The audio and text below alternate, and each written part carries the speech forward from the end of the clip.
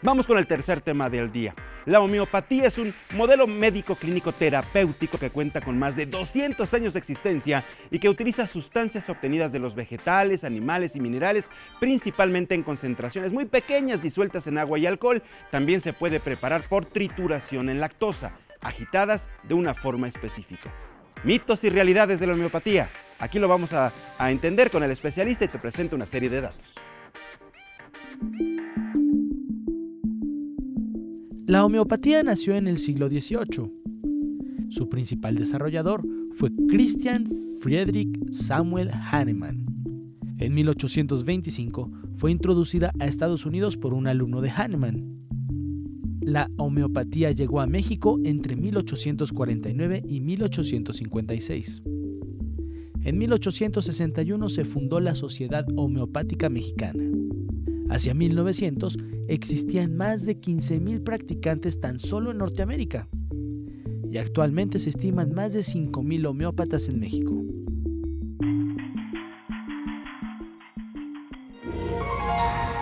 La homeopatía sirve para tratar gripe, tos, diarrea, migraña, alergia, dermatitis y asma, entre otras enfermedades.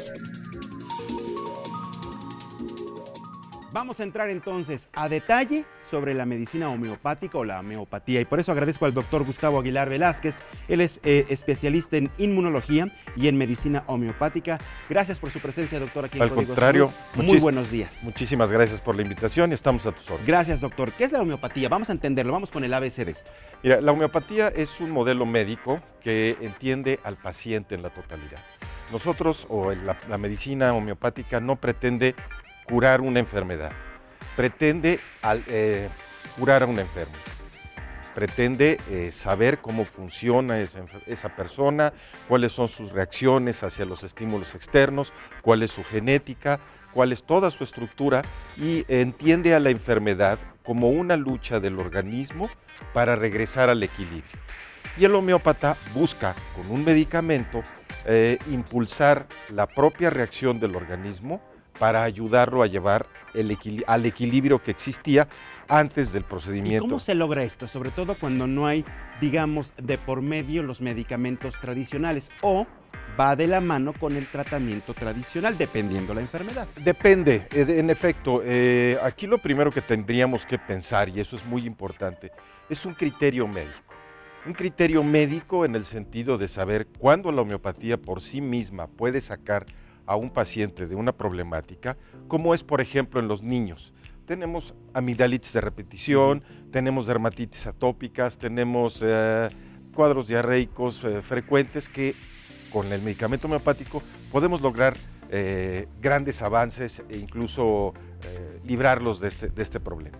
Existen lo que llamamos la medicina de segundo contacto, donde encontraremos situaciones que pueden ayudar, en donde la homeopatía puede ayudar y en muchas veces resolver ciertos problemas, como es una gastritis crónica, como es una colitis crónica, y situaciones en donde la homeopatía puede colaborar al tratamiento tradicional, ¿no? Ya estamos pero hablando de otro tipo de enfermedades o digamos, o tratamientos un poquito más complejos o agresivos. Digamos que la homeopatía siempre puede ayudar en lo que sea. En lo que sea. Por ejemplo, si tenemos un paciente que está con un problema tumoral y que está con quimioterapia y radioterapia, la homeopatía puede ayudar a que esa radioterapia o esa quimioterapia no le haga tanto efecto colateral. Puede ayudar a su sistema inmunológico a colaborar en la destrucción tumoral.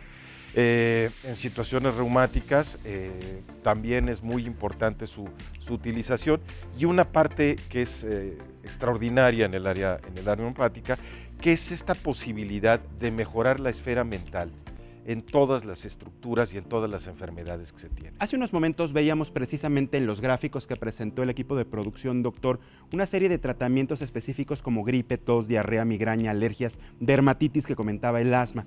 Para este tipo de enfermedades o de manifestaciones que tiene una persona, ¿la homeopatía puede actuar de manera directa sin que a lo mejor la persona se trate con la medicina tradicional? Sí, en efecto, en muchas circunstancias se logra. Es más, platicando con mis amigos, colegas, hemos platicado mucho de que a nosotros, como homeópatas, no nos llega el niño que tiene una dermatitis atópica y que llega por primera vez al médico. Llega el niño que ya lo vio el pediatra, después lo vio Un el dermatólogo. luego lo vio el alergólogo, Ajá. ya le dieron toda la esfera de medicamentos y el paciente sigue manifestando. Es rara la vez que se refieren directamente a ustedes Es por muy primera bueno, vez.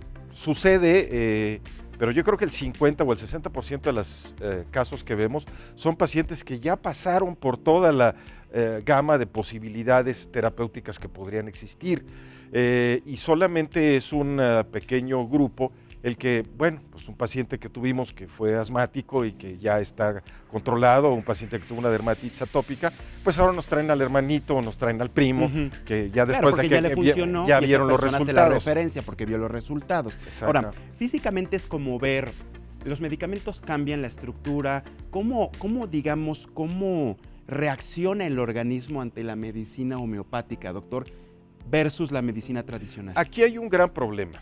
Creo que esto es una de las partes más importantes. Has tocado una parte medular en la medicina homeopática. Durante muchos años, hace 200 años, se empezó a utilizar la homeopatía y tuvimos grandes homeópatas y grandes instituciones. Pero desgraciadamente, por la naturaleza del medicamento homeopático, que es básicamente de tipo energético y no de tipo químico, salvo en ciertas dosis en donde podemos entrar en esta parte química, ha sido muy difícil reconocer el cómo y cuáles son los mecanismos de las altas diluciones sobre los organismos. ¿Qué tenemos? Tenemos estudios clínicos en pacientes, tenemos estudios en animales actualmente y ya en este momento tenemos estudios en cultivos de tejidos y en células que demuestran la actividad del medicamento homeopático. La esencia de cuál es el mecanismo bioenergético, biomédico, estamos trabajando todavía en esto. Pero sí hay un reflejo, digamos, no por nada tienen más de 200, 250 Y no años por nada, aplicándolo. países como Suiza, por ejemplo, ya ha considerado la medicina homeopática como oficial. Países como Bélgica también ya ha reglamentado, ya ha establecido la oficialidad de la medicina homeopática. No se diga en países como la India, que tenemos más de 100 millones de pacientes que se atienden exclusivamente con homeopatía. Y bueno, tenemos en países europeos alrededor de un 12 a 18% de pacientes que se atienden con esta medicina. ¿Y en México cómo andan las cifras, doctor? Tenemos poca información en este sentido, no tenemos una estadística tan fiable. ¿Y esto a qué se debe? ¿Hay falta de información? ¿Hay desinformación quizá? El gran problema de la homeopatía y de la investigación en general es que requiere recursos. La investigación, por la naturaleza misma de los procesos, requiere presupuestos altos y presupuestos importantes. Y de alguna manera se ha descuidado un poquito.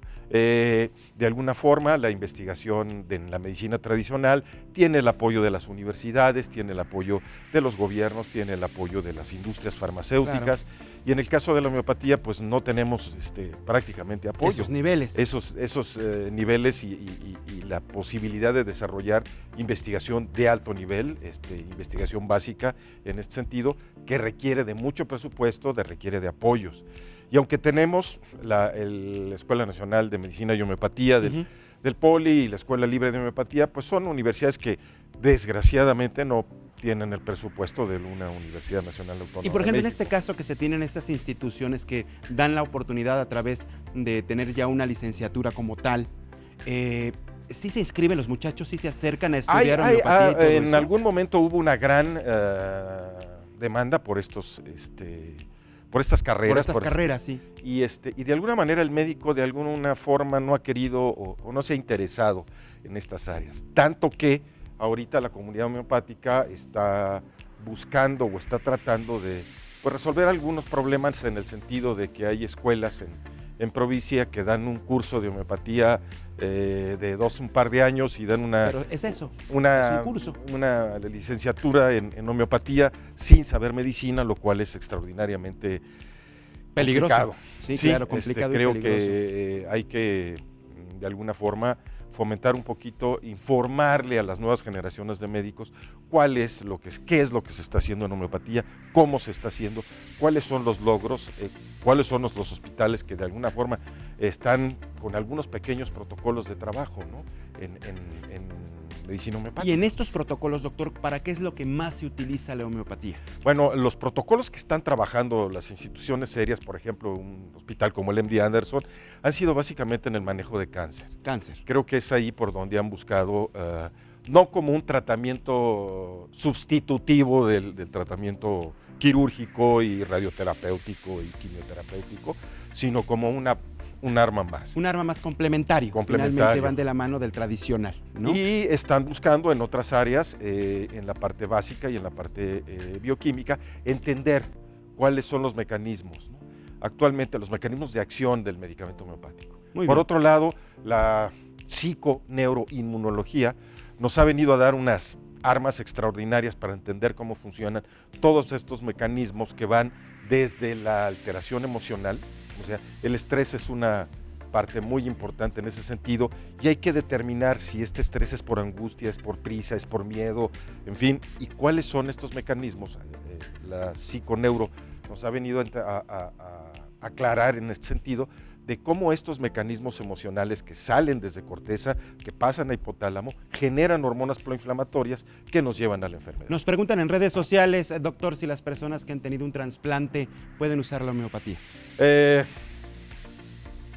No creo que esté documentado lo suficiente para poder dar una opinión todavía firme. Pero el tratamiento de cáncer definitivamente en ciertos, siempre dice Hahnemann, el creador de la homeopatía, que cada individuo tiene algo digno de ser curado.